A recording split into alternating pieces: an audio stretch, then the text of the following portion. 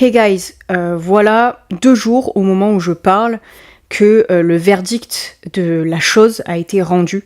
Oui, je l'appelle la chose, comme le dit la maman de Lola. C'est une affaire qui m'a extrêmement touchée et je pense qu'il a touché toute la France à juste titre. Cette chose a eu la perpétuité réelle, ce qu'on appelle une peine de 30 ans incompressible. Alors il y en a beaucoup qui saluent la justice, alors que justement ce n'était que justice, c'était ce qu'elle méritait, la peine la plus dure prévue par le code pénal. Je rappelle que cette peine-là n'est donnée que dans 3 cas. Les crimes terroristes, les crimes contre les dépositaires de l'ordre public tels que les magistrats, les policiers par exemple, etc. Mais également pour les crimes commis, les crimes et actes de barbarie commis sur des mineurs de moins de 15 ans. Et là, c'était le cas, donc elle ne méritait pas moins. Cette torture, bien évidemment, méritait beaucoup plus dur que cette peine qui paraît douce par rapport à ces actes d'atrocité, d'horreur extrême qu'elle a commis sur la petite Lola. Sa famille a été satisfaite du jugement. Je trouve qu'ils ont brillé par leur dignité. Mais même si ce verdict a été rendu et que la majorité des gens se réjouissent de ça, malgré le fait que beaucoup déplorent le fait qu'elle mériterait pire, c'est-à-dire la peine de mort, mais pour moi même la mort serait douce pour ce genre de personnes, parce qu'après la mort,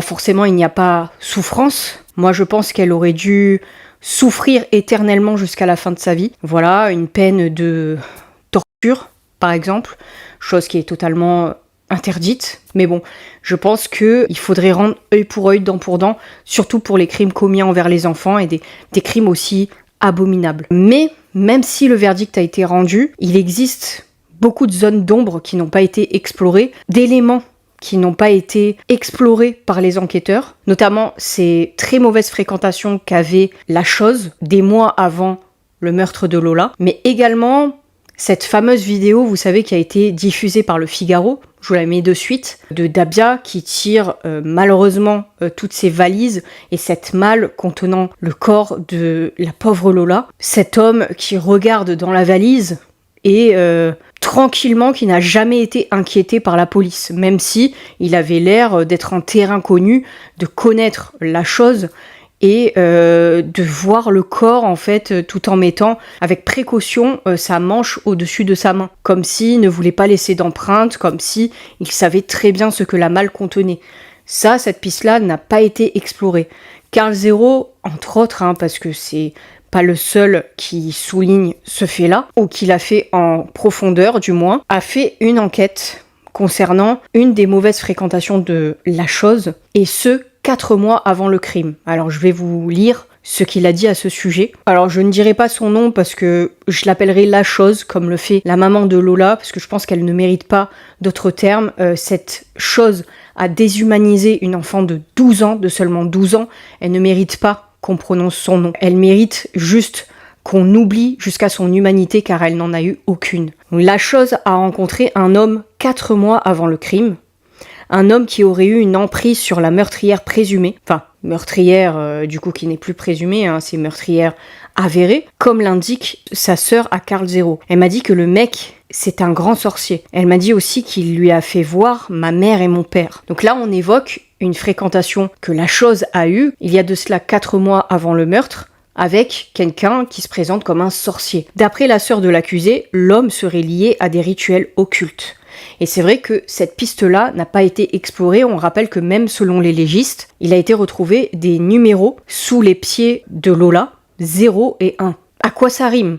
Finalement, dans une histoire de meurtre, entre guillemets classique, à quoi cela rimerait de graver ces numéros ? Et là, la sœur poursuit. Elle m'a dit, tu sais, il m'a fait faire des trucs aux petits-enfants que je ne voulais pas faire. Elle m'a dit, il a tué des enfants, en parlant de ce mec-là toujours. Se rappelle-t-elle et d'évoquer une conversation avec la chose après son incarcération pour le meurtre de Lola. Donc la sœur lui a demandé, pourquoi tu as fait ça ? Elle m'a dit, je sais pas pourquoi j'ai fait ça, c'est venu dans ma tête comme si c'était une personne qui me dirigeait. Donc là, la chose dit qu'elle a carrément été comme possédée par quelque chose ou quelqu'un. Elle a ensuite dit qu'elle regrettait son geste et que l'homme rencontré quelques mois plus tôt n'était pas une vraie personne mais un djinn, un démon. Alors attention, il n'est pas question là de trouver des circonstances atténuantes, une quelconque irresponsabilité de ce monstre, parce qu'elle est totalement responsable, elle a été déclarée responsable de toute façon par les experts psychiatres, mais c'est de trouver une raison sous-jacente qui n'a pas été explorée par l'enquête et qui n'a pas été dévoilée pendant le procès. Peut-être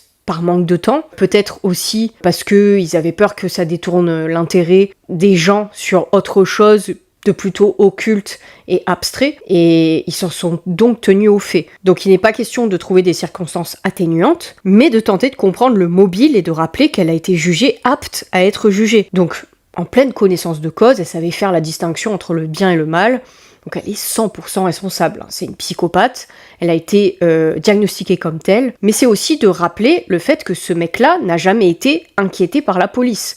Ni le mec d'ailleurs qui a ouvert la malle. Où sont ses complices ? Il est vrai qu'en octobre 2022, la chose a été arrêtée très rapidement après le meurtre de Lola. Mais une théorie d'un homme mystérieux a peut-être été passée à l'as, a peut-être été passée sous tapis comme de la vulgaire poussière. Et c'est vrai que, en ayant suivi le procès, l'implication de la sorcellerie n'a pas du tout été explorée. Ni la théorie des djinns, etc. Alors, est-ce qu'il s'agirait de mensonges jusqu'à l'absurde de la part de la chose qui chercherait à se départir de ses responsabilités? C'est vrai qu'elle a évoqué prise de médicaments, de dés, je dis pas le mot, l'influence d'un ex, Mustapha, dont on connaît pas le nom, de famille, qui l'aurait maltraité, un cousin qui l'aurait V. Est-ce que ça serait une énième tentative de sa part de se déresponsabiliser? Mais il se trouve que c'était une conversation en privé avec sa sœur, donc on ne sait pas le bien fondé de ses paroles, mais en tout cas, c'est assez inquiétant. Je vous tiens au courant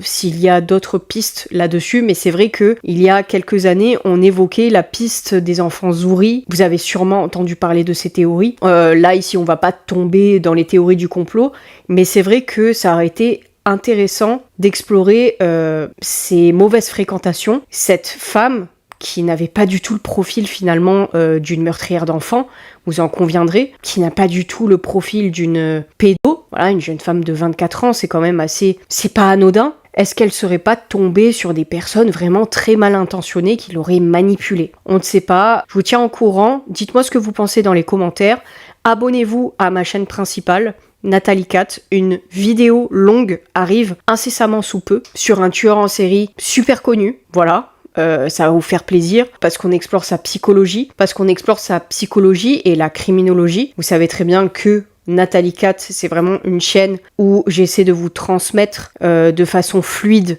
les connaissances en criminologie que j'ai en étant diplômée et en étant passionnée par la criminologie renforcée. Abonnez-vous à cette chaîne, là j'essaie de revenir de façon régulière, étant donné qu'il y a beaucoup d'affaires en ce moment. Je vais peut-être faire aussi une vidéo sur l'affaire Jubilard. Abonnez-vous à mon compte TikTok, parce que j'en ai parlé là-dessus. Je parle notamment aussi de ce qui a péché dans cette affaire, et des zones d'ombre. Donc si ça t'intéresse, abonne-toi, et abonne-toi à Crimiflash. J'attends avec impatience vos commentaires. J'espère que vous allez bien. Prenez bien soin de vous. Évitez les rhumes et les virus. Prenez soin de votre famille. Reposez-vous. Et bonnes vacances pour ceux qui sont en vacances. Et bon courage pour ceux qui travaillent.